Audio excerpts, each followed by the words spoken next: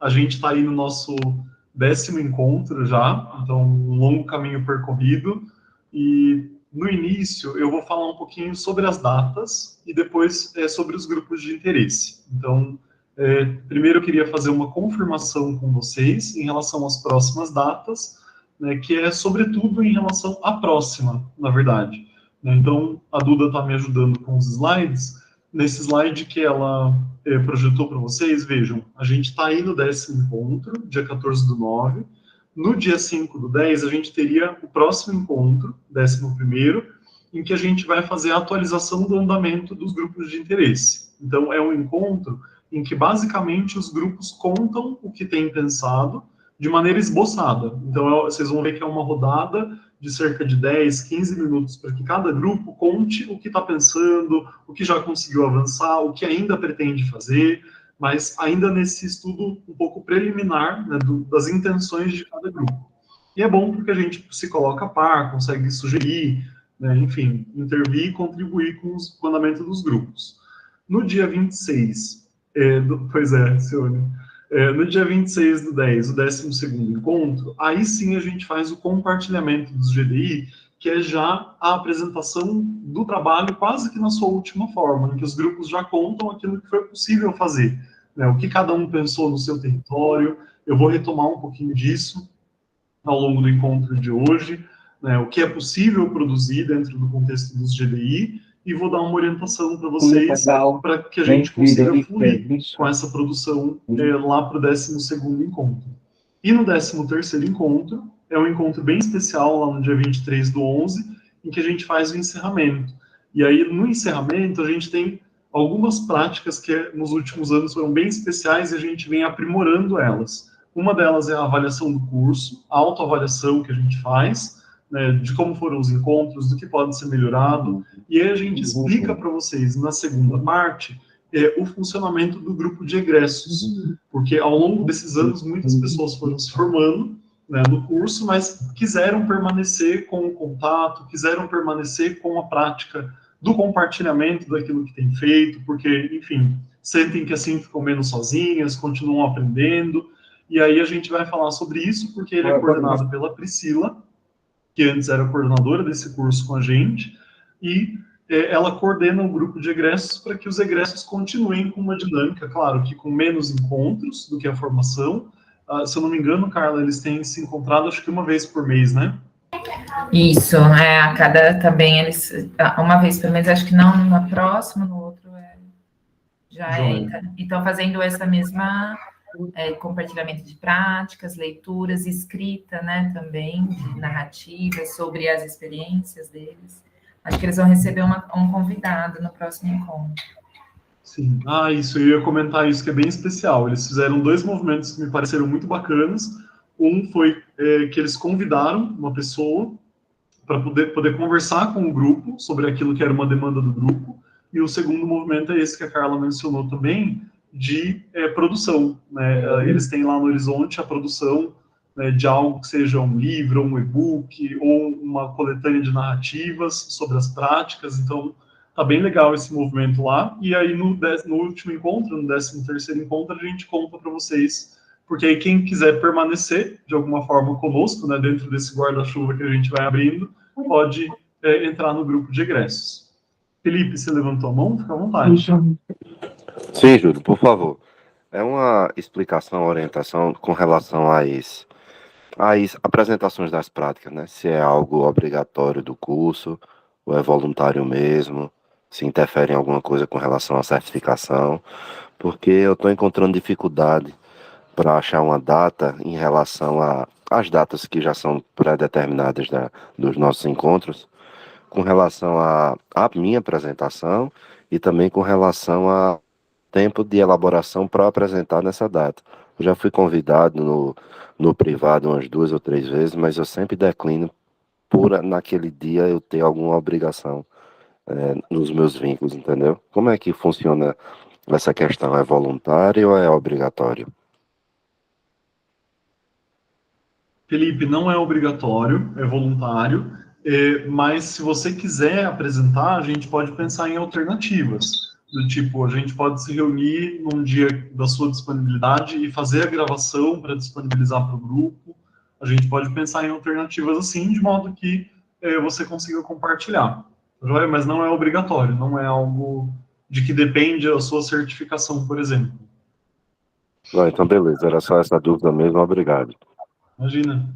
E aí, pessoal, das datas do segundo semestre, que ainda restam, a Duda destacou a data do 5/10, porque eu queria confirmar com vocês que ela é possível, ou saber se eventualmente para o grupo alguém não poderá nesse dia, porque a eleição vai ser no dia seguinte, no domingo, então a gente queria saber, podemos manter o dia 5? Ou alguém vai ter alguma indisponibilidade, alguma restrição que nos faça mudar a data? Entre nós da coordenação, os alunos bolsistas, a gente vai conseguir manter. A gente já fez esse levantamento entre a gente e é possível para a gente, mas a gente queria saber se é para vocês também. Joia. Cione, Kátia, Thiago, podem. Jucimara também. Joia. Maravilha. Então, acho que a gente mantém, né? Pela manifestação aí, Ludmila também. Igor. Joia. Aline, Lauane, perfeito. Até teve uma chuva de joias aqui. Joia, combinado então, pessoal. A gente mantém essa data. Então, agora vocês sabem, o slide vai ficar lá no Classroom depois, então a gente já tem as últimas datas pré-estabelecidas. Eu queria confirmar mais uma vez que todos estão em algum grupo de GDI. Se alguém não estiver, por favor, manifesta para a gente, né, se não estiver ainda vinculado a um dos grupos. Eu acredito que quase todo mundo esteja, mas se alguém ainda não tiver, nos avisa, que a gente consegue alinhar ainda para essas próximas datas e atividades. E aí, pessoal, eu queria conversar um pouquinho sobre esse modelo para entrega dos trabalhos finais de cada GDI, para que vocês vejam o modelo preparado. Aí, Duda, acho que a gente consegue compartilhar, talvez, o template. Consegue, Júlio? Tá, deixa só eu procurar aqui rapidinho. Joia. A gente tem um modelinho que a gente veio também aprimorando ao longo dos anos para que os grupos possam apresentar os seus trabalhos e, de alguma forma, produzir um registro sobre isso. Os grupos anteriores, dos anos anteriores, inclusive, já disponibilizaram os seus materiais, inclusive no site da formação. E aí fica um material de registro compartilhável para que outros professores possam se inspirar. Estou vendo que o José se manifestou. José, pode ficar tranquilo que a gente te insere em um dos grupos. E a ideia, basicamente, é que esse seja um modelo para que os grupos tenham uma dimensão do que a gente espera que seja produzido, né? Tanto da parte coletiva do grupo, como da parte individual de cada um. Aí, assim que a Duda conseguir compartilhar, eu já conto um pouquinho mais para vocês do modelo.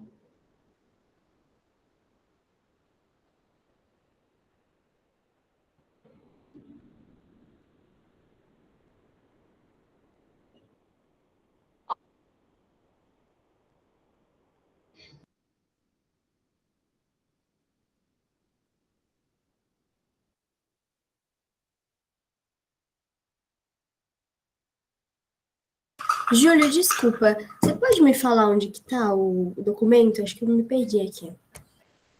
O Matheus já subiu no Classroom, Duda. Embora eu acho que ele está na pasta também. Ah, é verdade, tá.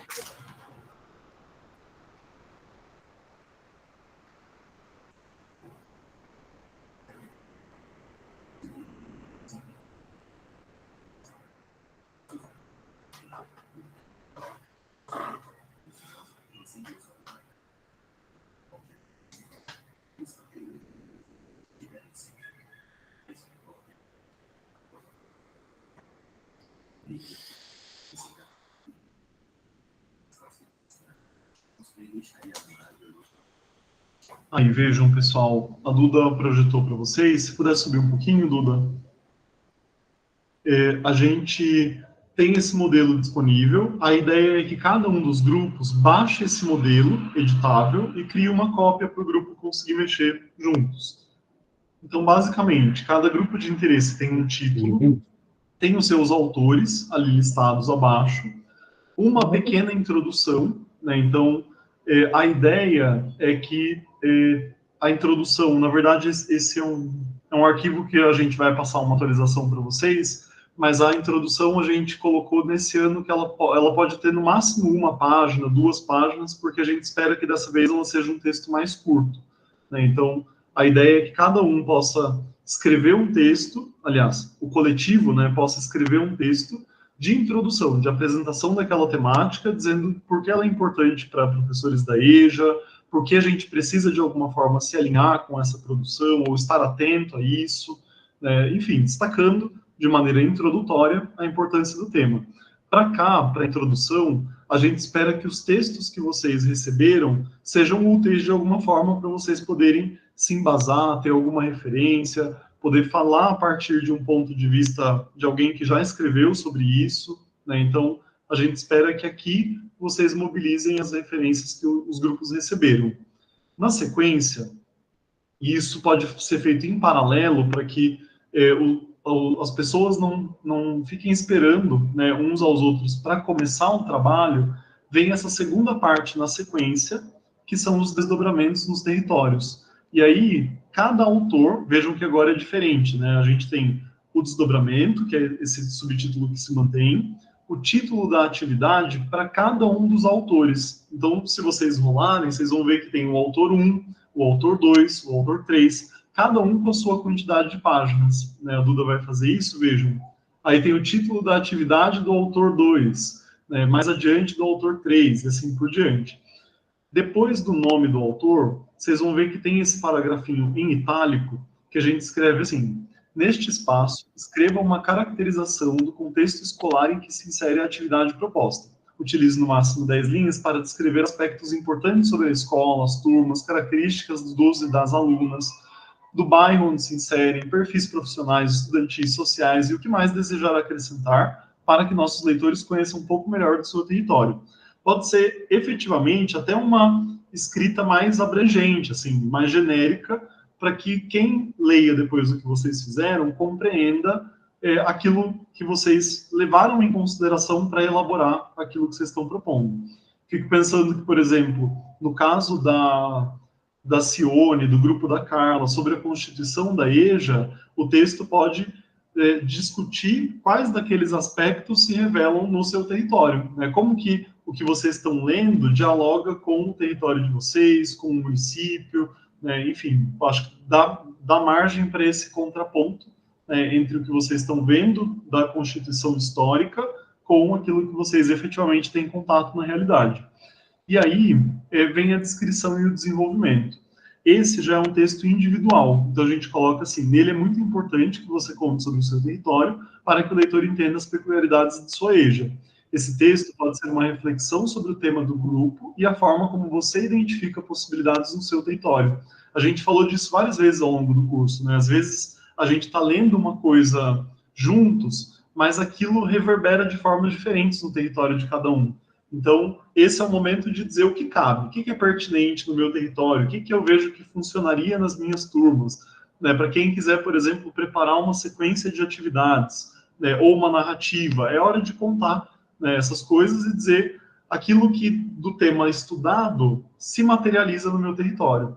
Ele também pode ser uma sequência didática, um jogo, uma atividade ou qualquer outro tipo de recurso que transponha o tema geral para a sua realidade particular. Caso seja preciso, vocês podem criar outros subtítulos após a introdução, como considerarem mais apropriados para registrar o percurso que fizeram e as reflexões que considerarem importantes sobre a temática estudada. Caso tenham optado pela construção de uma sequência didática, descreva brevemente aqui quais escolhas foram importantes para estruturar o seu planejamento, quais recursos serão necessários e quais objetivos você pretende atingir. Neste caso, sugerimos que você use o modelo disponibilizado para a sequência didática, que pode ser encontrado ao final. Caso prefira redigir um texto reflexivo sobre os desdobramentos do estudo em seu território, tenha em mente que o texto deve ter entre 3 e 7 páginas, incluindo as referências. A gente coloca essa amplitude com uma certa abrangência para que vocês também se sintam confortáveis de dimensionar as demandas do final do ano. A gente sabe que todos nós somos bastante atravessados por várias demandas, né, a própria escola, enfim, tudo aquilo que acontece na nossa rotina de professor daqui para o final do ano. Então, a gente coloca aí uma amplitude relativamente grande, de 3 a 7 páginas possíveis. A ideia é que quem leia a introdução escrita pelo grupo, ali de 1, 2 páginas no máximo, e vá direto para o seu texto, né, do desdobramento do território, compreenda uma forma de pensar sobre aquele tema na sua realidade, né, no seu contexto. Então, a ideia é pensar que cada um responsável por uma parte de desdobramento no território vai compondo um panorama de como aquele grande tema, aquele grande guarda-chuva, vai se materializando nas realidades de cada um. E aí eu acho que é uma forma também da gente dar vazão a questões que são mais específicas, mais concretas, né, de cada cotidiano, de cada contexto, porque às vezes a gente está lá estudando, por exemplo, álgebra, né, e o grupo está numa discussão que eu percebo que para os meus alunos pode ser muito, ou que eu percebo que para os meus alunos já é pouco, porque por N razões a gente já faz um trabalho com eles na escola e eu consigo ir além. Então, esse é o momento de conseguir efetivamente dizer aquilo que é possível, né, na realidade de cada um. Tudo bem, pessoal? O que vocês acham? Fica alguma dúvida? Esse modelinho está no Classroom. A gente recomenda que cada um dos grupos faça esse movimento de baixar, compartilhar ou no Drive, ou no Docs, ou no próprio grupo do WhatsApp. No Docs é legal porque aí cada um pode abrir e vocês podem ir mexendo nele juntos ao mesmo tempo, né? E a gente faz uma recomendação também que, caso vocês estejam tendo dificuldade ou de se encontrar, ou de se reunir, ou de conversar sobre a temática, que vocês já avancem em paralelo os desdobramentos, porque aí vocês têm uma tarefa em grupo, que é escrever o texto coletivo de introdução, e aí vocês podem até dividir essa tarefa, ou elencar responsáveis pela escrita do texto de introdução, fazê-lo mais curto, mas é indispensável que vocês façam a parte individual. Então, vejam como cada grupo vai se organizar para a escrita do texto coletivo de introdução, sabendo que ele é um texto simples, quase que um convite, né, para que as pessoas se interessem por aquele tema, vejam da sua importância e, a partir dele, se conectem com as partes, né, de cada um. E aí vocês, desse modo, não precisam ficar esperando também os colegas do grupo, caso vocês estejam com alguma dificuldade. Já aconteceu no ano passado, por exemplo, de alguém não conseguir entregar essa parte. E a gente tem um desconto nas horas, porque parte das horas da certificação está vinculada à produção desse material. Então, quando as pessoas eventualmente não conseguem entregar, ainda assim elas fazem jus à certificação, recebem o certificado se tiverem a frequência mínima esperada no curso, mas perdem ali, né, as horas que estão dedicadas a essa produção. Então, para explicar que isso é possível também. Tudo bem? Alguma dúvida, pessoal?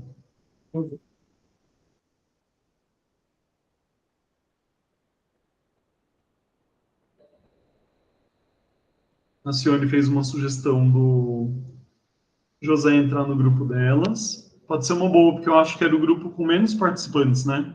Isso mesmo, professor, menos participantes. E eu, como precisei faltar aquele dia, então eu estou meio perdida, apesar de já ter lido a tese, porque ela veio assim a calhar com o meu texto da EJA, da dissertação, sabe? Então eu li, foi muito bom, ajudou bastante na questão histórica, mas eu acho bom a gente ter mais uma pessoa, que o nosso grupo só está eu, a Sumaia, a Carla e, se não me engano, uma menina chamada Flávia. E só nós. Então, se o José concordar, vai ser bom ter mais uma pessoa, né? Joia. Eu acho um bom encaminhamento também. Sobretudo porque a gente vai distribuindo de maneira mais igualitária. Tudo bem, Cá? Tá, tudo bem, eu acho uma boa também, Cione. Vou até incluí-lo aqui, depois eu pego o contato e a gente coloca ele no grupo. Perfeito, pessoal, combinado. Diga, Jacimara. Sobre a introdução ali, né? Eu queria saber, então, por exemplo, eu vou optar pelo... tem ali o autor 1, 2, né? Segundo, terceiro. Aí eu faço um título, eu posso trabalhar, por exemplo, digamos que somos em 4, e aí vai ter 4 introduções, ou não? Eu posso fazer um texto só? Isso, ótima pergunta, Jacimara. A introdução é um texto só. Então, o título pode até ser o nome do próprio GDI. Teve grupos nos anos anteriores que preferiram inventar um título de maneira mais criativa, né, poética, ou que explicitasse objetivamente o trabalho do grupo, né, mas teve muitos grupos que mantêm o título com o mesmo nome do GDI, do próprio grupo. Né, então, já teve... Né, eu lembro, por exemplo, matemática financeira na EJA, né, matemática financeira por meio de jogos na EJA, matemática financeira por meio da economia doméstica na EJA, né, coisas assim, que mantém, de alguma forma, aquilo que é a orientação do grupo geral, mas é uma introdução só. Aí vocês colocam todos os nomes ali, e depois vem as partes individuais. E aí ali você também tem a oportunidade de criar outro título que seja mais específico da sua realidade. Joia? Bom, pessoal, acho que é isso. Então, dessa parte de orientação, qualquer dúvida nos escrevam nos grupos do WhatsApp. Cada um de vocês tem alguém, né, responsável, um de nós, então não deixem de escrever. Se ficar alguma dúvida, podem, né, escrever nos grupos, podem nos acionar no grupo geral, né, do WhatsApp também, porque às vezes a dúvida de um pode ser a dúvida de mais gente também. E dessa forma, vocês começam a se preparar para o próximo encontro, do dia 5/10, em que os grupos vão contar brevemente o que estão pensando. E aí pode até ser no âmbito da intenção mesmo, né? Então, por exemplo, a rodada do grupo da Carla, da Cione, da Sumaia, e elas vão contar basicamente o que elas estão pensando. Bom, nosso tema é esse, a gente leu esse texto, e do texto geral a gente definiu que a introdução a gente vai escrever dessa forma, e o desdobramento no território de cada um, vocês podem até passar de maneira mais breve, contando, bom, no meu desdobramento do território vai aparecer isso, eu quero que apareça essa questão que para mim foi importante, vou tentar escrever um texto dessa forma. Mas pode ser ainda esboçado, de modo que a gente faz quase que um ensaio para o dia 26/10, quando a gente apresenta já na sua forma mais definitiva. Tudo bem? Bom, vou pedir para a Duda voltar aqui para a gente, e aí a gente passa então para as práticas, né? A gente vai conhecer 2 práticas hoje, da Josimara e da Lauane. Ia perguntar, inclusive, Josimara e Lauane, se vocês conseguem projetar ou se vocês gostariam que a Duda projetasse. Eu posso tentar. Joia. Você quer começar então, Lauane? Pode ser. Maravilha. Obrigadão, Duda. Imagina.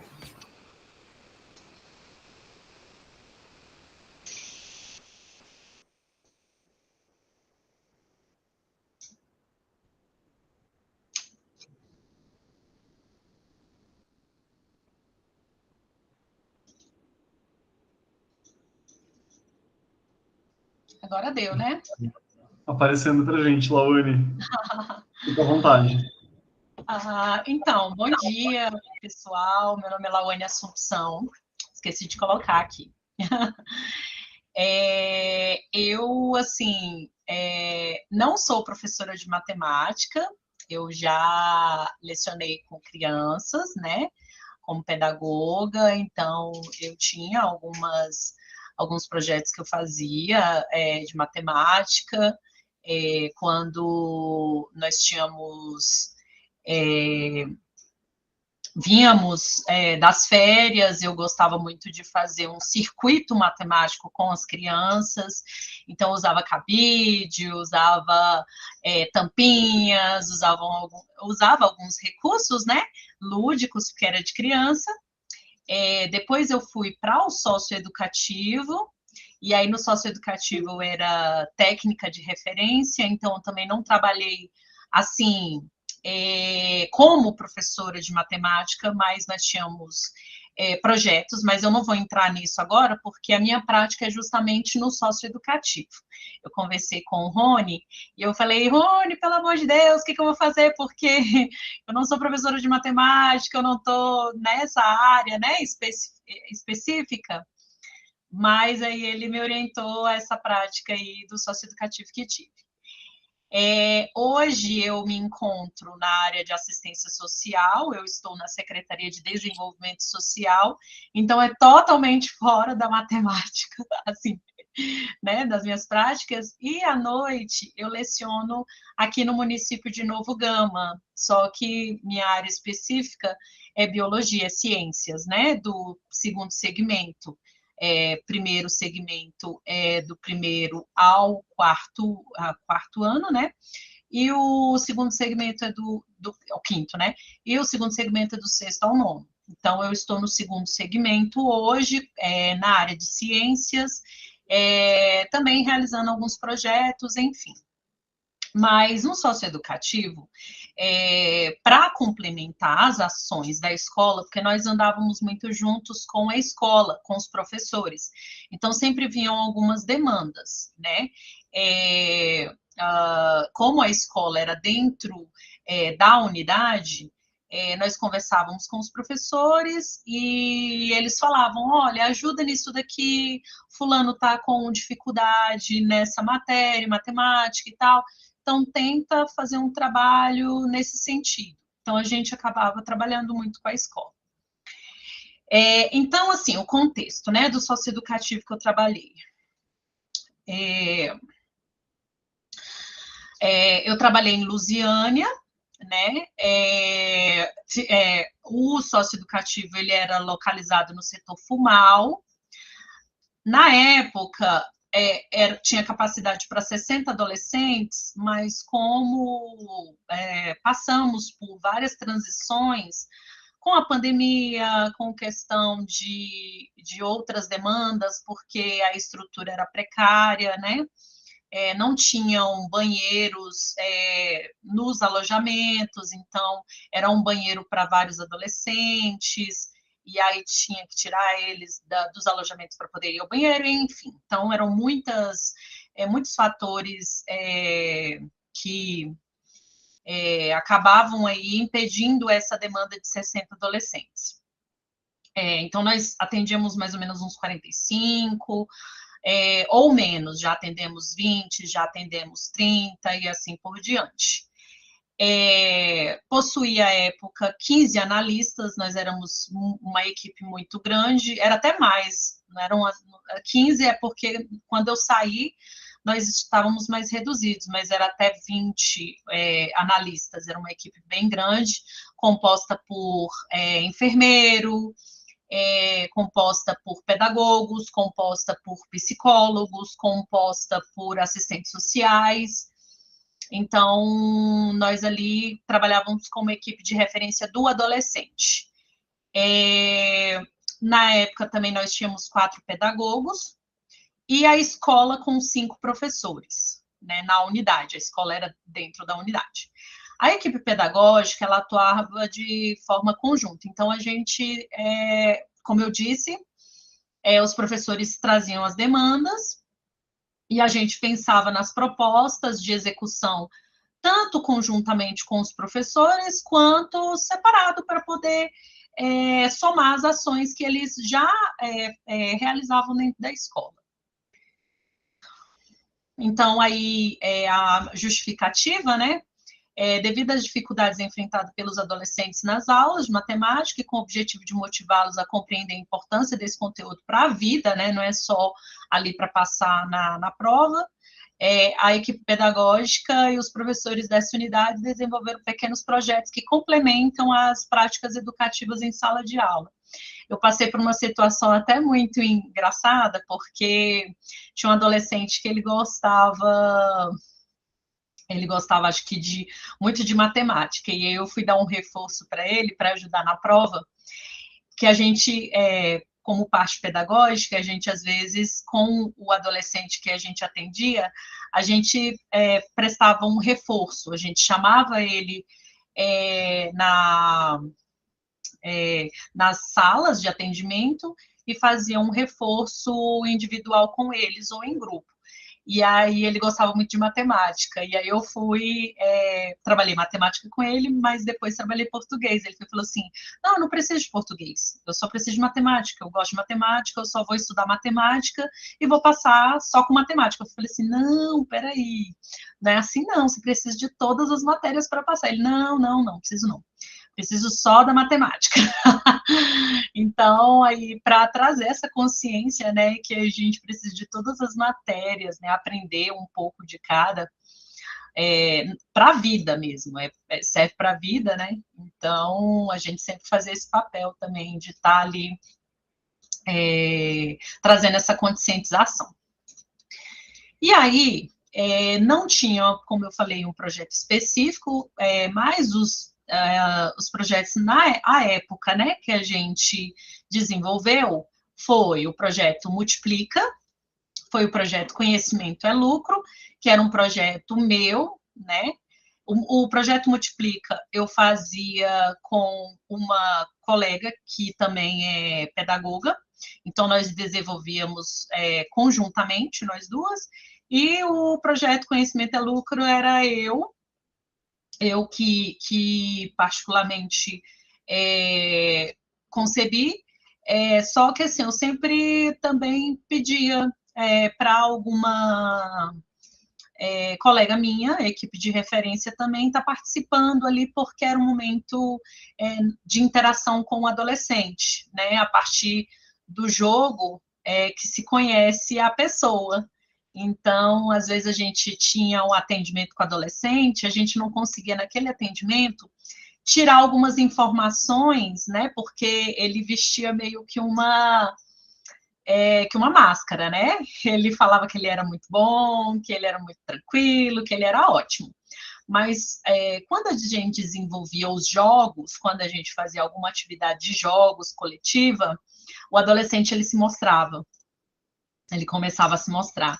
Tem até um autor que fala muito sobre isso, né? Se você quer conhecer a pessoa, né? Jogue, né? Um momento de jogo, ele mostra muito mais da pessoa do que em outro momento. Enfim. E aí o projeto Matematicando, que aí era um projeto juntamente com a escola. A gente desenvolveu junto com a escola. E aí o Multiplica, como é que era o Multiplica? O Multiplica, ele aconteceu numa época em que os adolescentes, eles pouco saíam das alas. Então, foi a época em que eu cheguei na unidade. Eu cheguei em 2015 na unidade. E aí, os adolescentes, eles quase não saíam. Era bem difícil, assim, a saída deles e etc., então, a gente, com a dificuldade dessa saída, a saída, assim, no sentido de fazer muitas atividades na unidade, ainda não tínhamos uma gestão que tinha esse olhar de fazer atividades, de fazer um futebol, eram raros os momentos que nós tínhamos que o adolescente saía da ala, ia para uma quadra de futebol, ou então de uma atividade ali de grupo e tal. Nós fazíamos essas atividades, sim. Tinham muitas dessas atividades. Mas ele passava ainda um período, assim, maior na ala. E aí, com base nisso, minha amiga e eu pensamos em distribuir tabuadas. E aí eles estudavam essa tabuada e tal. E aí, uma vez na semana, a gente fazia algumas perguntas com relação à tabuada. E aí eles iam respondendo e a gente tinha lá o reforço positivo com balinha, mas eles não podiam consultar a tabuada. Era uma coisa assim mesmo para que eles aprendessem, né, para que eles tivessem esse contato com a tabuada. Ao final do mês, aí a gente fazia um circuito múltiplo, onde o adolescente com maior pontuação eles se reuniam e participavam de um passo a repassa da multiplicação e um corre multiplicário, que era... como é que era o passo a repasso? A gente fazia perguntas, e aí eles se acertassem, né? Aí levava dava uma tortada no outro, ou então uma outra coisa. E o corre multiplicário tinham as situações e eles pegavam um resultado, tinha que pegar o resultado certo e colocar na multiplicação. Então, era mais ou menos isso, né? Que a gente fazia nessa época, o projeto Multiplica. E aí o conhecimento é lucro, ele veio depois num cenário assim, onde os adolescentes eles estavam mais tempo fora dos seus alojamentos, então veio uma gestão em que ela estava mais aberta de defender a ressocialização do adolescente, né?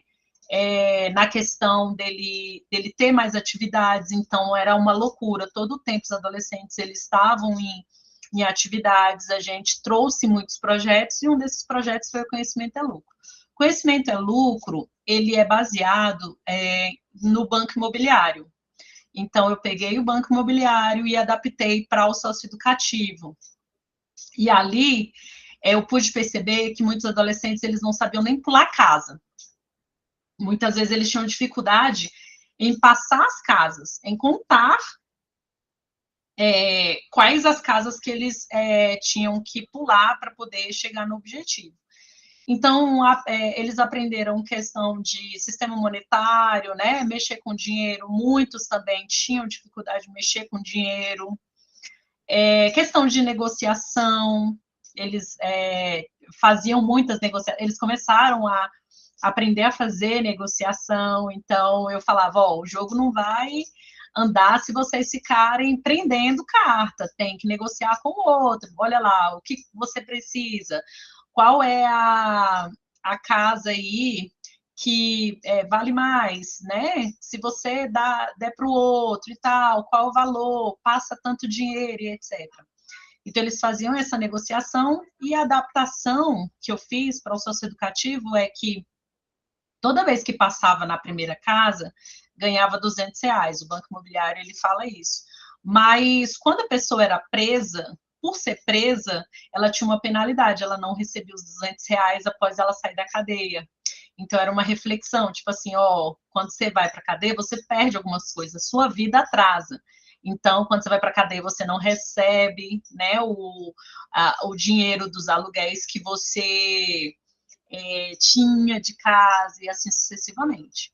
Então, ali era uma conscientização, né, para a vida, e a questão de estar trabalhando ali os conceitos matemáticos, os conceitos de português também, eu pedia para eles lerem as cartas, mesmo na dificuldade, os demais eles acabavam ajudando, né? Se o adolescente ele tinha dificuldade, o outro ajudava, e assim sucessivamente. E nas cartas tem a questão da multiplicação, tem a questão da soma, tem a questão da divisão, então, assim, é um jogo que é ótimo para trabalhar todos esses conceitos mesmo matemáticos. É muito bom. E o último foi o projeto Matematicando, que foi com a escola, né? Os adolescentes, eles eram preparados ao longo do bimestre, os professores, eles faziam um preparo dos adolescentes, né? Trabalhavam lá com os adolescentes os conceitos de matemática, situações, raciocínio lógico, etc. E a gente também, no reforço, a gente também trabalhava isso. E, ao final, a gente reunia e trazia problemas matemáticos, traziam situações de raciocínio, e eles respondiam. E aí, ia fazendo os rankings até chegar nos 3 melhores lá, melhores assim, né, que conseguiram maior pontuação. E aí, todos eram premiados com um lanche, e esses 3 aí, particularmente, ganhavam uma caixa de bombom, alguma coisa desse tipo, para poder motivar os outros. Então, para os próximos para as próximas edições do Matematicando. Então, a gente fazia dessa forma. E aí era sempre conjunto com a escola. E aqui são algumas fotos que eu pude trazer, né? Esse daqui era o da tabuada, né? O Multiplicando, que eu passava nas alas e tal, e aí perguntava as situações e eles me davam as respostas. E aqui é o conhecimento é lucro. Aí até o agente também, eu botava o agente para estar participando também, para estar ali junto. E aí a gente jogava todo mundo junto. Era bem legal. E o do Multiplicando eu não consegui achar a foto, não achei. Acho que era só o vídeo que eu tinha. E é isso.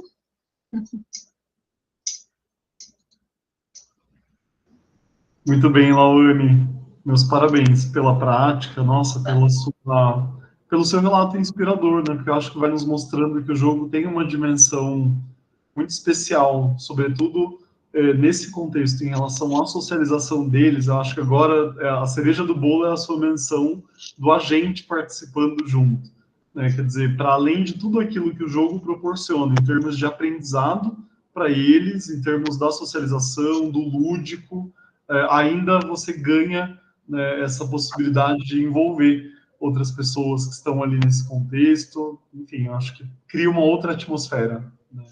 Sim, eu gosto muito de jogos. Eu, particularmente, tenho muitos jogos aqui em casa.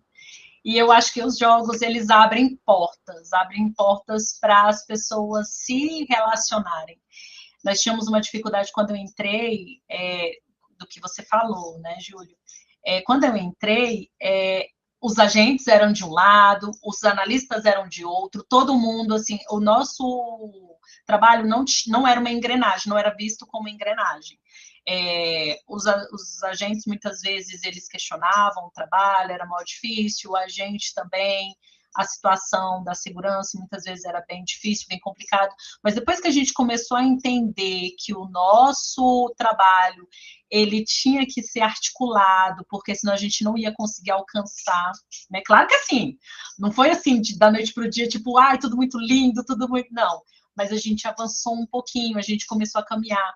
Então, assim, essa foto, quando eu mostro o agente, ele participando, é fruto de longas caminhadas, porque todos os agentes, eles olhavam, quando a gente fazia alguma atividade, eles olhavam e falavam assim, nossa, essa atividade que vocês estão fazendo é um tapa na cara da sociedade, porque vocês sabem que esse moleque aí, ele fez, ele aconteceu, ele matou, ele não sei o quê. E eu sempre falava assim, gente, nós estamos aqui não é para julgar, é para ressocializar. Esse é o nosso trabalho. A gente não quer saber, não precisamos saber o que ele fez. Nós precisamos andar para frente. Preparar esse adolescente para frente, não é para trás, não é jogar na cara todas as vezes o que ele fez ou deixou de fazer, mas é para frente. Então, quando a gente conseguiu que o agente ali, ele se envolvesse, né? Eu tenho um vídeo, esses dias eu estava vendo, procurando essas fotos, eu estava vendo um vídeo de um caça ao tesouro que eu fiz, e eu botei os agentes, eu falei assim, galera, participa com os adolescentes para poder achar o tesouro. E foi muito legal, porque eu vi os agentes ali num momento de jogo, eles contando com os adolescentes, eles falando, não, ó, tá para lá, não, cava aqui, faz isso e tal, vamos pegar aqui o mapa, vamos ver, vamos fazer. Então, isso daí é um avanço muito grande, porque eles saíram daquela coisa de, eu tô aqui, eu sou a autoridade maior e é isso e aquilo, para estar ali junto, para estar unido, para estar fazendo esse trabalho. Então, é muito gratificante, muito legal. E é isso. Eu imagino, meus parabéns. Nossa, você tem aqui comentários já, a Ludmila escreveu, o Cione também, e acho que vão mostrando isso, né? Evidenciam essa possibilidade mesmo, e o jogo é uma sacada mesmo, né? Eu acho que é um caminho pelo qual a gente consegue reestabelecer esses vínculos, né? Porque, enfim, acho que é um contexto em que todo mundo está com... As relações socioafetivas estão muito fragilizadas, comprometidas, e a depender do nosso modo de trabalhar, isso pode se agravar, né? Então, quando você diz isso e diz que não é um movimento fácil, acredito muito e vejo que tem que ser celebrado, é uma conquista que tem que ser comemorada para que a gente veja que esse esforço árduo produz um resultado, né, esperado, positivo. Bom, meus parabéns. A gente vai Obrigada. ouvir a Jucimara e, na sequência, a gente abre para os comentários e perguntas. Pode ser? Então, quem já tiver algo aí para conversar com a Lauane, já guarda. Se quiser, pode até antecipar na escrita no chat, enquanto a gente ouve e assiste a Jucimara. A Duda vai apresentar os slides, Jucimara? Vou sim. Peraí que eu estou compartilhando. Por favor. Maravilha.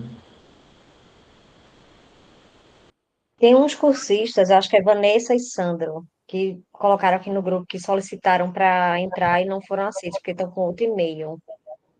Não sei se Acho já que já estão na estão. sala. Já estão. Obrigadão pela lembrança, Ludmila.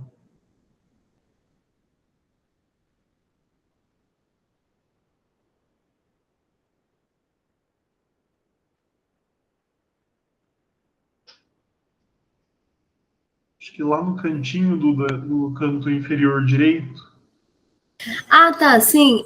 Eu voltei aqui porque eu não vou conseguir mais falar.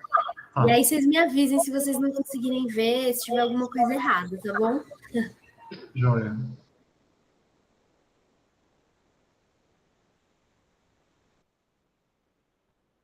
Não aparece pra gente ainda. Acho que talvez quando você compartilha a janela, a gente só vê a aba mesmo. Talvez tenha que compartilhar como tela inteira e aí fazer esse movimento que você fez, desse íconezinho. Ah, tá. Então eu vou ter que compartilhar tudo, peraí. Desculpa aí o. Imagina.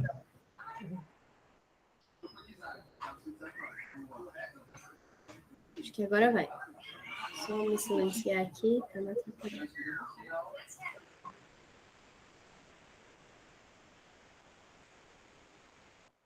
Pronto. Agora foi. Obrigadão, Duda. Fica à vontade, Jocimara. Tá, obrigada. Obrigada, Eduarda, por partilhar a tela aí. E após a apresentação da Lauane, que muito, nossa, nos sensibiliza de ver essa prática, né, relacionada a essa questão desse restabelecimento de vínculos, entre outras coisas, de pessoas que sempre estão, assim, estão, de certa forma, rejeitadas e encontram esse acolhimento nesses espaços, né? Então, eu vou começar falando aqui do território, então, muito obrigada pela oportunidade, estou muito feliz de participar desse curso. E também vou compartilhar aqui falando do território, que o professor Júlio fala muito dessa importância de falar do nosso território. Então, assim, a prática que eu vou apresentar, ela se dá no município de Piraquara. Então, assim, eu moro em Piraquara, né? Então, a Piraquara é considerada a terra dos mananciais, cidades das águas, a guardiã das nascentes do Rio Iguaçu. Então, é uma área de preservação ambiental. Ela tem aproximadamente 135 mil habitantes e nós estamos aqui, né, somos região metropolitana de Curitiba e também somos responsáveis pelos 50% do abastecimento de água, tanto de Curitiba quanto da região metropolitana. E aí, então nós somos a área de preservação ambiental. Então, aí é uma foto até do mirante, lá da represa de Piraquara 1, que é paradisíaca, assim, a imagem, que é do Bruno Oliveira, um fotógrafo. E aí, assim, assim, falando sobre Piraquara, nós somos uma cidade, eu sempre falo isso, nós somos uma cidade que preservamos muito, mas nós não ganhamos para preservar, e quem ganha são as outras cidades. Então, as outras cidades vizinhas né, estão ali poluindo e nós estamos preservando, e nós temos a pior arrecadação, uma das piores arrecadações da região metropolitana de Curitiba. Então, uma coisa importante de falar, porque aí nós temos, assim, poucos recursos de infraestrutura, de segurança, entre outras coisas, que ficamos aquém em relação às cidades vizinhas, né? Que a gente vê um grande crescimento das cidades vizinhas e a gente fica aquém em relação a várias situações, né? Em relação à infraestrutura, questão de segurança, saúde, entre outras coisas. Pode passar, por favor, Eduardo. E aí eu vou falar também da Escola Rural Municipal Marilda Cordeiro Salgueiro. Então, ela é construída lá em 49, aqui na região do Guarituba. Guarituba é onde está a escola. Então, assim, essa escola ela atende a modalidade da EJA no período noturno. Então, os estudantes eles são oriundos de diversos bairros, né? E aí, só existe essa escola aqui em Piraquara, nos bairros, tem essa e são duas escolas que atendem o EJA noturno, essa e a Escola Emília, mas a Escola Emília fica mais na região central. Então, essa é a Escola Marilda, ela fica, é a única que tem ali na região. Então, os estudantes, eles vêm, né, para a escola de carro, tem o transporte coletivo, que é, né, o transporte que é escolar, que é fornecido aos estudantes, mas eles vêm de carro, a pé, de bicicleta e sempre estão ali. Então, os nossos estudantes da EJA, eles são de 15 a 85 anos, a gente, né, eu coloquei essa faixa etária, porque até a gente, foi em 2022 que nós fizemos até o aniversário de uma estudante de 80 anos, e ela continua ainda lá na escola. E, então, são trabalhadores autônomos, na sua grande maioria mulheres, e também negros. Pode passar, por favor, Eduardo. E aí, eu vou falar, então, sobre um problema, né? Falando da questão de um seminário que nós... que culminou um seminário, né? Porque daí, no ano de 2022, no contexto da economia do país, que teve toda a variação de preços em relação aos itens que, né, pertencem à cesta básica, né, que compõem a cesta básica, e nesse cenário teve muita variação do preço do arroz, né, em específico do arroz, que aí, segundo os dados do IBGE, chegaram a mais de 76%. Então, considerando essa temática, a questão dos estudantes da EJA, eles serem, a sua maioria, trabalhadores autônomos e com essa dificuldade mesmo de sua renda, enfim. Então, aí a gente pensou, né, em trabalhar a questão do projeto do arroz. Pode passar, por favor. E aí, eu vou falar posteriormente um pouco mais sobre a pesquisa, mas aí nesse contexto, nesse cenário, como nós também fazemos sempre essa prática de um seminário na EJA, que nós fazemos essa socialização de práticas para a rede, aí a Andréia, a coordenadora da EJA, essa que está aqui conosco também como ouvinte, na ocasião ela estava participando do grupo de estudos, né, no caso do curso de extensão, que é o PM, a Oficina Pedagógica de Matemática, vinculada à Universidade Tecnológica Federal do Paraná. E aí ela trouxe para nós uma situação desencadeadora de aprendizagem, que foi realizado, né, até a fonte está ali, foi realizada no subgrupo, né, do grupo de estatística dessa OPM. E aí, nessa ocasião, a Andréia também, a coordenadora Andréia, trouxe para nós, né, esse estudo, e aí nós estávamos nesse cenário de estudos, em parceria com a Universidade Tecnológica, fazendo os estudos sobre conceitos de matemática por meio da metodologia da atividade orientadora de ensino, que é do Moura, né, Manuel Oriosvaldo de Moura. E aí, as situações encadeadoras de aprendizagem, elas materializam a atividade orientadora de ensino. E aí, nesse cenário, então, nós pensamos em trabalhar conceitos, né, relacionados à questão do trabalho, né, em relação à história em quadrinhos de Galderito, né, que é uma história em quadrinhos é uma conversa entre o Galderito e o Piá do Paraná, que fala das variações dos preços do arroz. Tá? Pode passar. Ali, Piá, esse cereal é o arroz? Eu não estou conseguindo ler aqui, deixa eu só... Tu deve estar pensando isso. Como assim, Piá, esse cereal é o arroz? Tu deve estar pensando, como assim, Galderito? É que ouriça sativa é o nome científico e existem 2 grupos de arroz. Conhece quais são? Capaz. Que cereal de nome estranho é o arroz? Por essa eu não esperava. E ainda são divididos em grupo? Achei que fosse apenas um tipo. Quais são eles? Pode passar, por favor.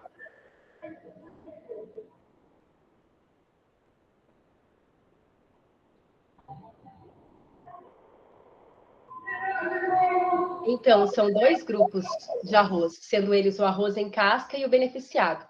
E a diferença entre eles é a casca. Pode passar. Galderito, me diga uma coisa, mas quanto que vocês vendem o arroz aí? Bem, como somos produtores, tem vários...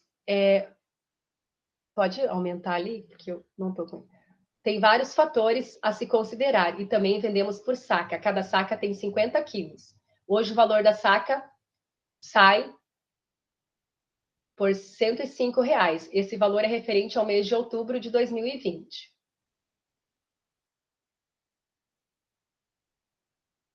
Pode passar também, Eduardo, por favor.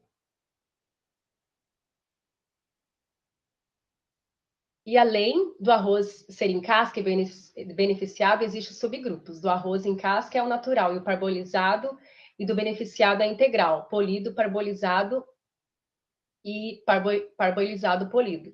O arroz que é produzido e comercializado é o beneficiado em 95%. E ali, então, ele trouxe, né, nessa história, o preço da saca de 50 quilos desde janeiro e toda essa evolução que teve até o mês de outubro. E aí a variação desses preços, aí as evoluções até outubro de 2020. Pode passar.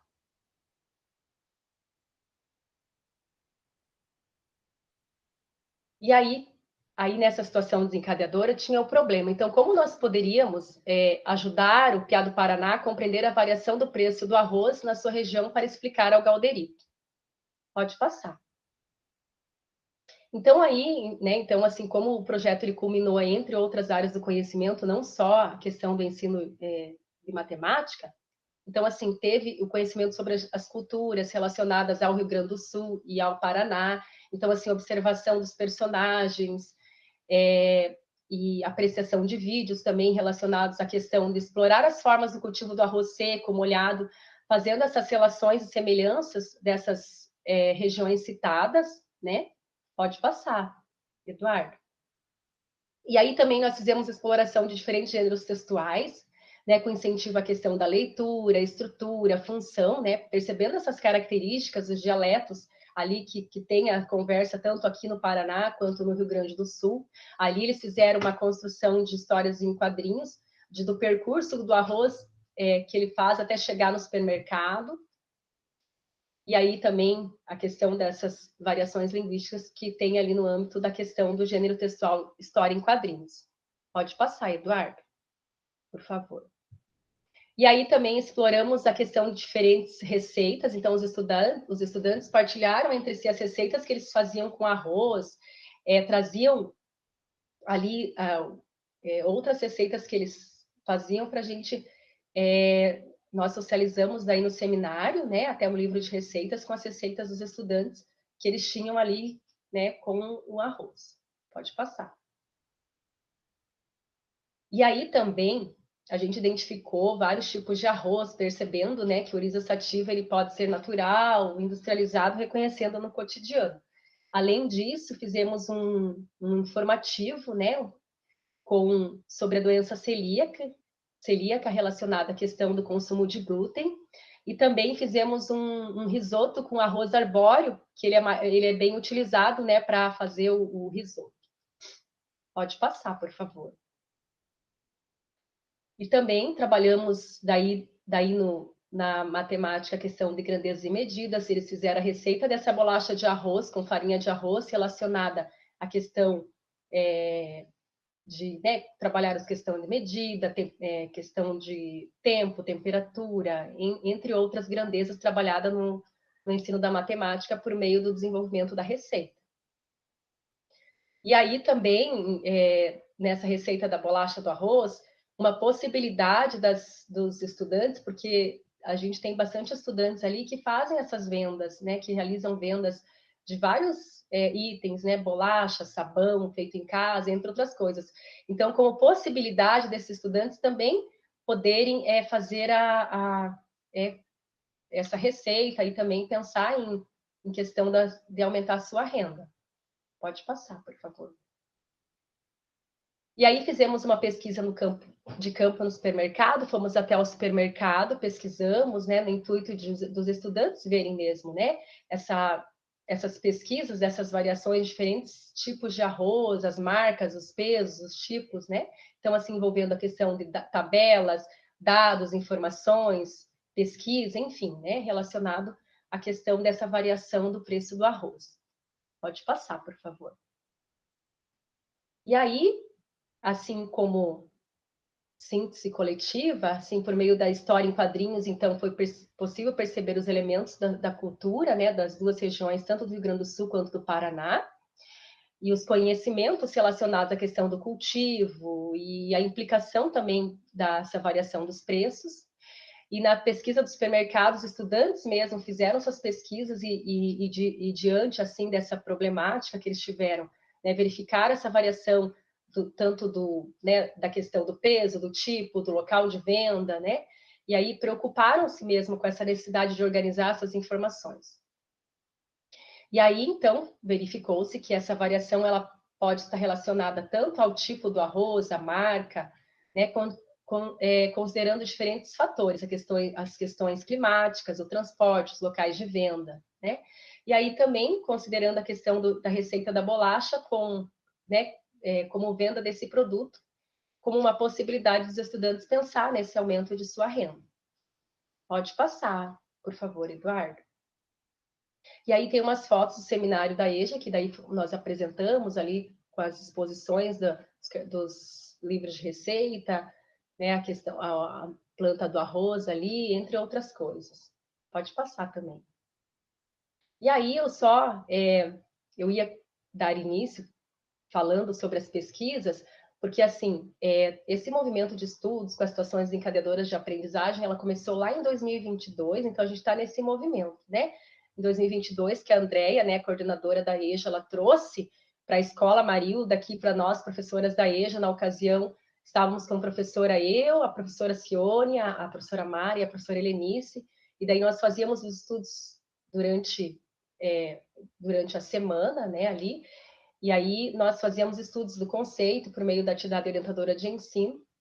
E aí, nesse âmbito de formação dos estudos com a oficina pedagógica de matemática, foi que a Andrea apresentou também essa situação desencadeadora da ouriça sativa, que é os caminhos do arroz, que foi culminado nesse projeto. E aí, em 2023, esses movimentos de estudo com a OPM continuaram, né, esses movimentos em relação à questão dos conceitos, estudos no âmbito da educação matemática. E aí, eu e a professora Cione, né, a Andrea já estava como mestranda fazendo pesquisa com nós, professores, né, na educação de jovens e adultos. E aí, eu e a professora Cione também fizemos um projeto, o qual nós duas ingressamos em 2023, né, com nossa pesquisa com os estudantes da EJA. Pode passar, por favor. Por favor, Eduardo. E aí, nesse ano, nesse cenário de pesquisas, né, de 2024, então, assim, foi proposto, né, uma situação desencadeadora de aprendizagem, que é o problema do Beto, né, que é um trabalho com números, né, então é um estudante da educação de jovens e adultos que trabalha com reciclagem, então foi uma situação desencadeadora elaborada também pela coordenadora Andrea, e teve outros colaboradores também. E aí, ela está até disponível no site da OPM. E aí, nesse ano, a professora Cione, ela fez uma pesquisa, né? Ela está fazendo essa pesquisa por meio da metodologia atividade orientadora de ensino, que traz esse problema do Beto para trabalhar com os estudantes, e também outro problema que emergiu ali do contexto, né, do cenário da pesquisa. E aí, nesse cenário de pesquisas com a situação desencadeadora de aprendizagem, aí eu também realizo a pesquisa em história oral para verificar como que como que se deu a vivência do processo de ensino-aprendizagem desses estudantes no âmbito, né, das situações desencadeadoras de aprendizagem. Prontinho, pode passar. Então é isso, aí também está aqui o site, né, toda essa situação desencadeadora de aprendizagem, ela está aí também no site da Oficina Pedagógica de Matemática, e também a situação do Beto também está aí disponibilizada, então, que ela traz esse estudo do conceito em relação, né, à atividade orientadora de ensino, né, como eu já disse, que as situações desencadeadoras, elas materializam a a metodologia, né? Então, se vocês tiverem mais curiosidade, fica aí o site para vocês conhecerem. Muito obrigada. Muito bom, Jucimara, parabéns. Eu te atrapalhei um cadinho em algum momento porque meu microfone estava ligado, então quero começar me desculpando. Acho que a Duda pode voltar aqui para a gente conversar um pouco. E queria te parabenizar, acho que a gente teve o privilégio nessa formação, em particular, nessa edição, de ter você e a Cione podendo nos ensinar bastante sobre atividade orientadora de ensino, sobre o que vocês têm produzido. A gente tem quase um polo no Sul, né, Carla? Com elas aqui, a Andrea também podendo nos prestigiar, assistindo. E como é bom ver esse movimento de vocês na direção de produzir pesquisa a partir daquilo que vocês já fazem. Eu acho que tem uma riqueza, a gente já comentou sobre isso em outros momentos, e eu acho que isso é altamente estimulante para quem vê a trajetória de vocês e percebe que aquilo que a gente faz muitas vezes está produzindo dados com os estudantes. Eu tenho uma colega no interior que ela leciona na Unital, na Universidade de Taubaté, e ela diz, muitas vezes a gente em sala de aula não sabe que a nossa prática é ouro, assim, é muito valiosa, e nós mesmos podemos pesquisar a nossa prática, os dados que a gente produz com os alunos, né, e produz muito conhecimento. Né, a forma como eles reagem, a forma como eles interagem, essa sacada de olhar para aquilo que é do contexto, né, e produzir ali o material, eu achei muito, muito rico. Né, e dá para facilitar uma coisa que eu, a Carla, a gente sempre insiste muito, que é, às vezes, para outro território, às vezes, para outro contexto, o arroz não faça sentido, não seja aquilo que mais chama a atenção do estudante, mas ele dá pistas, né? Porque aí eu posso, a partir do trabalho da Jucimara, pensar, os meus alunos não têm contato com o plantio de arroz, mas eles têm contato com, aí eu penso, né, acho que as expressões, quando vocês usam o PIA, né, essa forma de estabelecer um vínculo e uma proximidade com o aluno para que ele se sinta, enfim, de fato, respondendo àquela situação desencadeadora, né, envolvido nela, imerso nela. Gostei muito, fui aprendendo bastante. O pessoal deu parabéns aqui. Queria abrir a palavra para caso alguém queira comentar.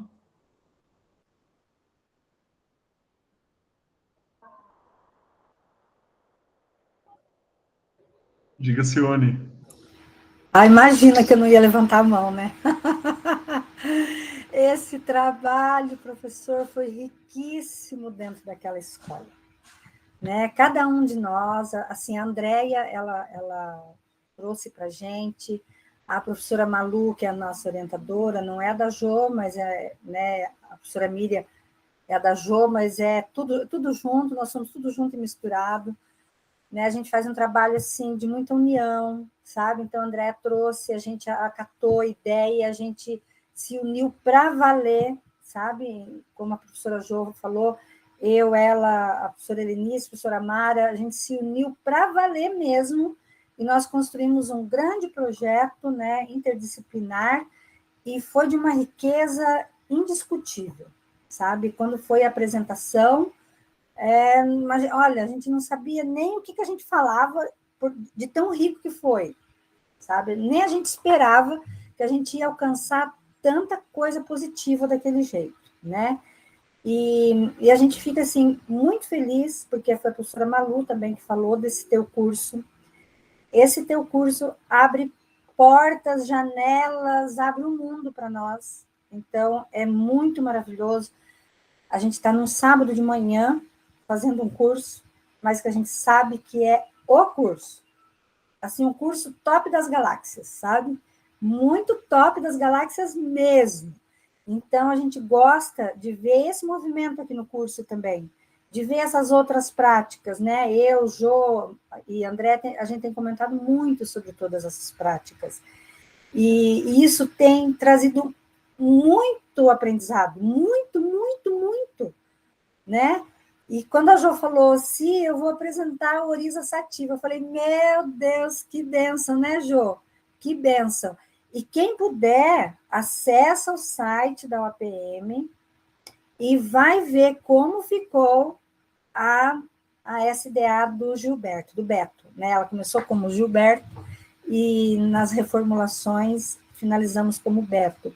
Então, vejam lá, gente, que a Andrea postou a finalização né? E ficou muito 10. Vocês vão gostar muito de ver, tá?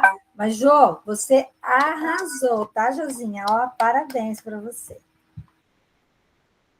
Que joia! E isso é uma amigona, hein, Jô? Sione, eu quero te agradecer em particular por ter lembrado do site. Se vocês puderem compartilhar no grupo do WhatsApp, porque eu acho que sempre cumpre esse propósito de quem se interessou, porque eu acho que desde a sua apresentação, né, fica muito marcada a questão da SDA, das atividades orientadoras de ensino, e aí eu acho que é um jeito das pessoas irem se apropriando disso para pensar nos seus respectivos contextos, né? Então, compartilha lá com a gente, porque eu acho que vai ser bem útil. E sobre Tá isso, bom.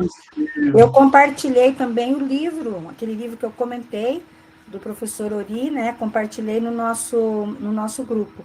Daí a Andréia podia compartilhar o site da OPM, onde está a SDA do Beto, tá? Mas a Andréia está aí no grupo, depois ela manda lá, tá bom, professor? Pode ficar tranquilo. Maravilha, combinado. Fica à vontade, Josimara.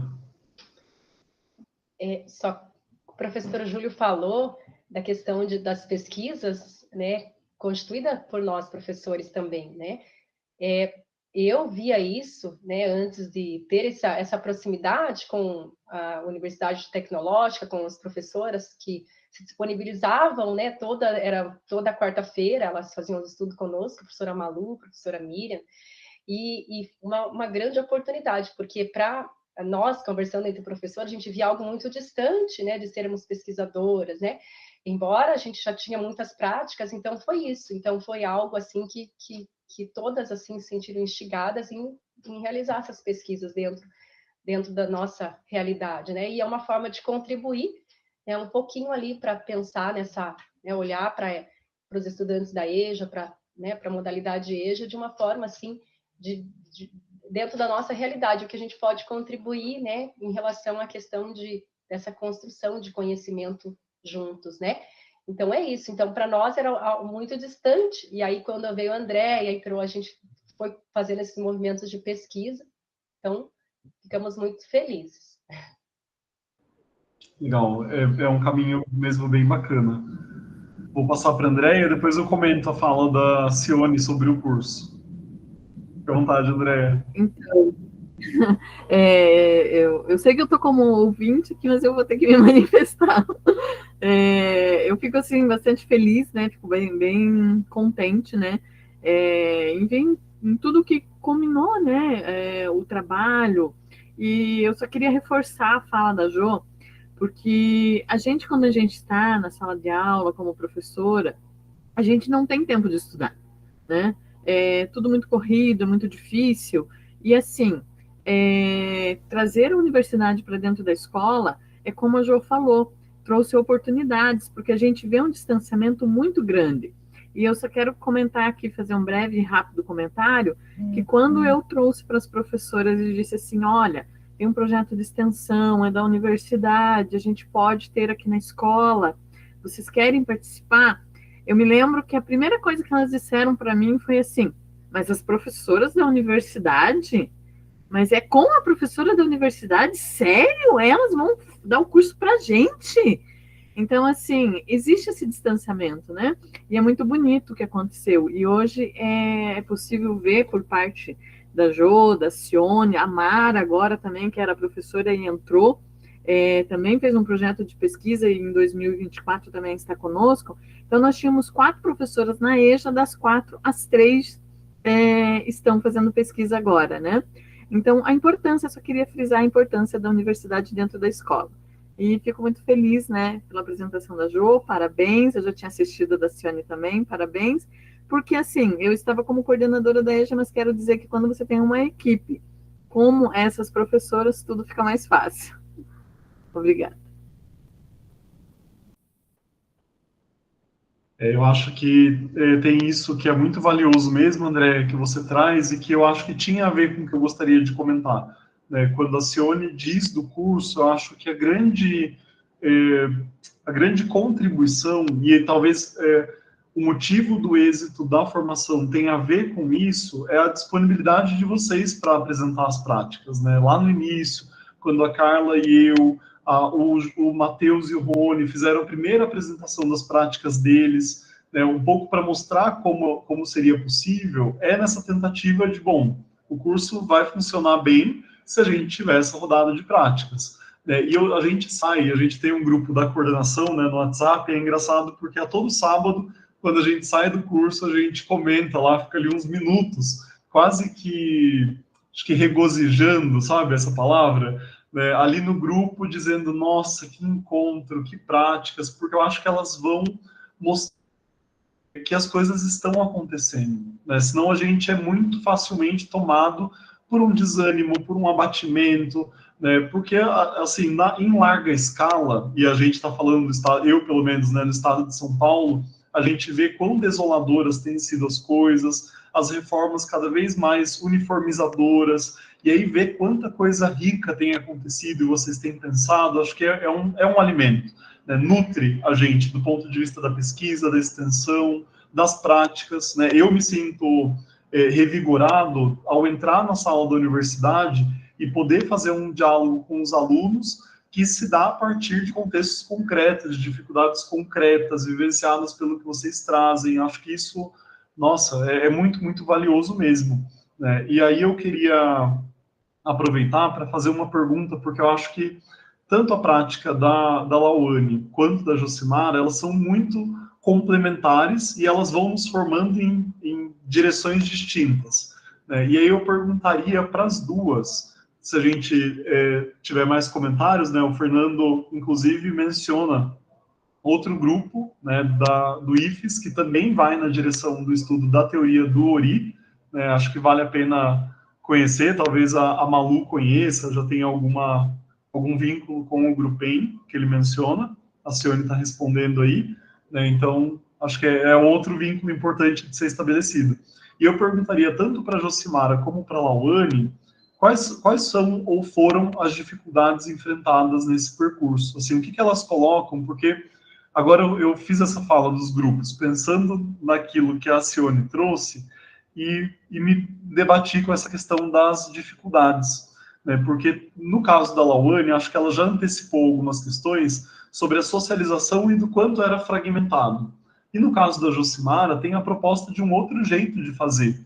Né? Então, queria ouvir, acho que, para a gente pensar, quem quer fazer algo nessa direção, tanto no sistema socioeducativo, ou mesmo no sistema prisional, porque a gente já teve professores atuando em educação para pessoas em privação de liberdade. Qual é a dificuldade, quais foram as dificuldades nessa direção, até para a gente poder se preparar, estar atento estar sensível a elas, e no caso da Josimara também, né, no caso das atividades orientadoras de ensino. A gente pode começar contigo, Lauane? Tá. É o que mesmo? É para falar? Sobre as dificuldades que você enfrentou nesse percurso do estabelecimento dos jogos.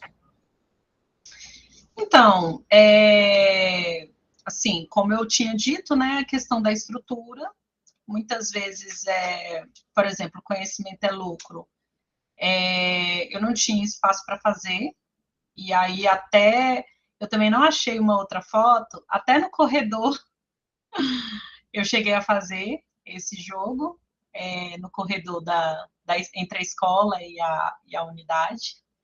Na época da pandemia também, como não podia ficar numa sala, né? Que eu geralmente fazia numa sala, como mostra a foto, e aí eu fiz na recepção, que era aberta, que era fora, uma recepção em que ficam os pais. E aí também a dificuldade teve uma vez que eu tinha marcado de fazer no dia da visita familiar com os adolescentes que não tinham visita, né, justamente para eles não ficarem na aula sozinhos, então como forma de uma atividade complementar, uma atividade que pudesse ali dar um upgrade, né, já que eles não receberam visita, e aí eu coloquei para realizar. E aí teve um agente específico que ele não deixou eu realizar, porque ele achou prioridade em estar acompanhando a visita familiar, sendo que eu não estava escalada, então teve essa dificuldade aí. Né? Porque, assim, querendo ou não, tinha essa parte de alguns educadores, a gente conseguiu alguns educadores que abraçavam, que viam a importância do jogo, que estavam ali junto, mas tinham ali ainda umas minorias que tinham a cabeça de sou policial, tenho que cuidar da segurança, isso daí não é importante, etc. Então, às vezes, a dificuldade, às vezes, era de se deparar com agentes que tinham essa mentalidade e acabava achando que não era importante a atividade naquele momento. Então, aí eu tinha que trazer todo o argumento, eu tinha que discutir, eu tinha que falar, e era todo um desgaste emocional quanto a isso. Então, assim, as dificuldades foi a estrutura e a questão do entendimento, né? De entender a importância. Assim como na escola também, de fazer essa atividade, o multiplicando, né? A última atividade que foi o multiplicando, eram todos os alunos da escola. Então, como eram todos os alunos, tinham que levar todos para a escola. Ou seja, tinha que reforçar a segurança, porque às vezes o adolescente ele estava em guerra com o outro, e assim por diante. Então, aí muitas vezes os agentes eles não queriam estar. Eles falavam, não, é melhor a gente pegar e, como se diz, tesourar a atividade do que pegar e estar ali fazendo meu trabalho, porque dá trabalho. Então, a gente se deparava com essas coisas, mas, assim, a gente ia tentando ali de uma forma e de outra tá realizando, na medida do possível. Joia. Eu gostei de te ouvir, eu quis usar a pergunta quase como um pretexto para a gente conhecer melhor o seu contexto. Né? Mas diga, desculpa. Até lembrei também de uma coisa que aconteceu na primeira atividade, né? Também, que era das tabuadas que a gente ia nas alas. Uma vez eu quase fiquei trancada dentro de uma ala, porque o que acontecia? Tinha, como eu disse, tinha a gente que ficava junto com a gente, fazia atividade, participava, tinha outros que não.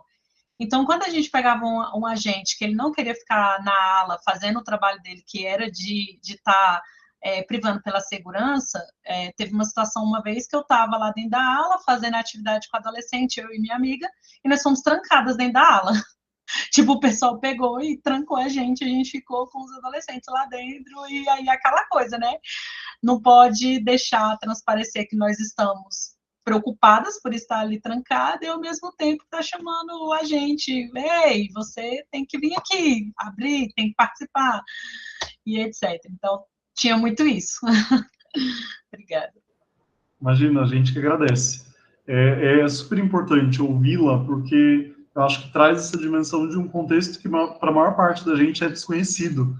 Né? Há 2 anos, eu acho, né, Carla, a gente teve o Dorisley, de uma turma, inclusive, de professores que, durante a formação, eram 3 ou 4 que atuavam no sistema prisional. E aí eram adultos já, né, adultos ou idosos, e um deles, inclusive, num presídio de alta periculosidade, cujos alunos não entravam com nenhum material na aula de matemática. Então, a gente usou até parte do tempo da apresentação dele para entender o que era possível nesse contexto, porque ele dizia, os alunos não têm material escolar, não tem lápis, caneta, papel, caderno, borracha.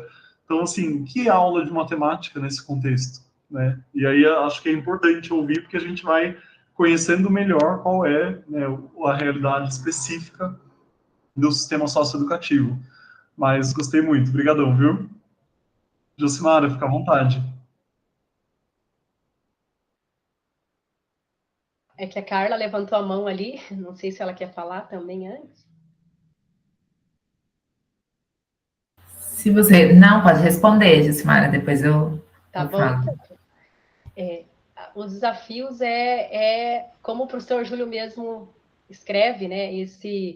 Incorporar essa autoria docente, porque muitas vezes a gente tem muitas questões que a gente fala em relação ao ensino da matemática, né?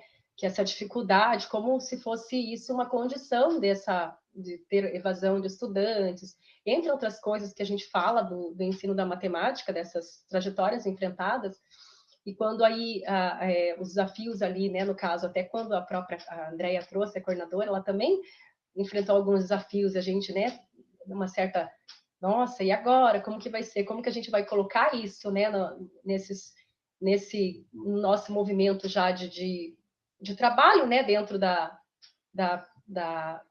do nosso cotidiano ali, né? Então, você trazer isso, né? Algo que a gente não tinha ouvido assim ainda, não tinha essas aproximações com a atividade orientadora de ensino.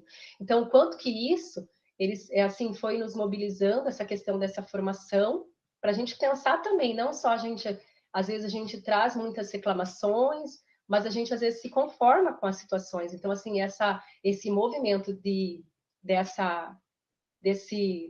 lançar o estudo, a pensar junto, né, nesse movimento de estudos é muito importante. Mas os desafios, eles sempre existem, né, sempre estão ali permeados, mas eu penso que é uma dificuldade ainda a gente estar incorporando isso, né, trazendo isso para dentro da nossa prática, em relação à questão de você pensar outras metodologias, enfim, né, mas assim, eu vejo que esse movimento, esse estar junto, né, o eu, o outro e o nós, estarmos juntos nessa questão de realizar a questão que nem esse projeto, que quando a Andréia trouxe a SDA, e aí todas nós, né, pensamos, vamos pensar no que a gente pode também trazer para o seminário, e a partir disso tantas pessoas estão envolvidas, né, nessa questão desse movimento de ensino, né? Mas é isso, o desafio sempre é você encontrar esse espaço de fala, é também você encontrar a questão também essa questão de formação, porque muitas vezes a gente está muito no automático, né, fazendo ali, fazendo, e esse movimento assim de sensibilidade mesmo, né, de você pensar, repensar e refletir sobre a prática, né? Então é isso. O que eu queria primeiro parabenizar, né, a Jucimara e a Lauane, né, acho que as duas apresentam práticas que parece que eu estou travada, mas vocês estão me ouvindo? Sim. Tá, vou continuar falando aí mesmo que... E o que eu tenho pensado, conforme vocês foram apresentando, né? Primeiro a questão da Lauane, né? Lauane, ontem eu estava com a Priscila, que era uma das coordenadoras aqui, estávamos falando justamente dessas possibilidades de trabalhar uma educação crítica, né? Pensando, por exemplo, de situações que realmente façam sentido para os nossos estudantes. E daí, quando você falou do jogo, né, do jogo imobiliário, do banco imobiliário, né, que ele é um jogo, mas que ele tem, de alguma forma, essa nuance, pensando nas questões do dinheiro, né, enfim, de uma maneira que está, talvez, por exemplo, dependendo do contexto, do território que nós estejamos atuando, a gente não possa falar tão explicitamente sobre algumas questões como... questionamento, por exemplo, do valor do dinheiro para uma pessoa pobre, por exemplo, né? Quanto custa, por exemplo, ou tanto de imposto que a gente paga, enfim. Às vezes a gente não pode explicitamente trazer uma visão crítica sobre isso, dependendo do lugar que a gente esteja, mas que a gente consegue fazer isso, por exemplo, de uma maneira a partir do jogo, ou a partir de alguma outra, de algum outro tipo de material que eu acho que você fez no seu trabalho. Né? Você traz uma problematização que é importante e relevante, que é essa questão de lidar com dinheiro, né? Mas a partir da ludicidade, que eu acho que agrega tanto ao seu trabalho, né? E o mesmo Jucimar, acho que falando sobre essa questão, né, da autonomia e das possibilidades. Acho que tanto você, o seu trabalho, quanto da Cione, ele nos faz pensar o que eu poderia trabalhar a partir do meu território, do meu contexto, né? Então, daí a importância dessa questão da autonomia docente. Eu fico pensando nos meus alunos do estágio, porque os meus alunos do estágio, e daí eu vou colocar aqui, por exemplo, uma problemática que, para mim, esse semestre, que tivemos um período de greve, então a gente teve um processo quebrado aí, né? Interrompido, e daí depois a gente retornou com os alunos já estavam na escola. Então, eles estavam na escola um período sem muito o meu acompanhamento. E daí a gente vê, assim, quando a gente talvez não tenha espaço de refletir, de pensar sobre autonomia, né, de pensar sobre quais possibilidades eu posso fazer dentro desse contexto. Quando a gente não tem esse compartilhamento, pensar na coletividade, né, que eu acho que o que vocês fazem também é um trabalho coletivo, quando vocês expõem aqui, compartilham e nos apresentam maneiras de olhar para o saber matemático, né, para o conhecimento matemático,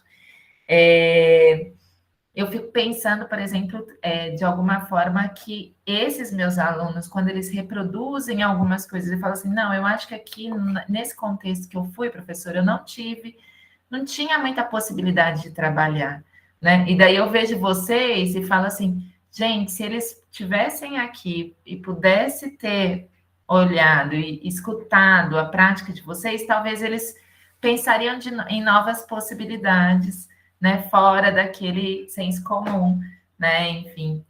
Então, eu fico pensando para ver, eu estou dando exemplos de como a prática de vocês atravessa outros espaços para além da educação básica, né. Estou dizendo, a prática de vocês, ela me atravessa também e pensa assim, como talvez essas práticas, elas podem chegar nesses meus alunos que estão em formação, né, e que serão futuros professores, né. E eu quero agradecer a vocês por compartilhar aí, né, você aí, Josimara, a Andréia e a Cione, que falaram aqui, Lauane também, que apresentou aqui tantas ideias e modos de fazer aí, né, de ser professor, que com certeza pode contribuir aí com novos professores também. Obrigada, viu?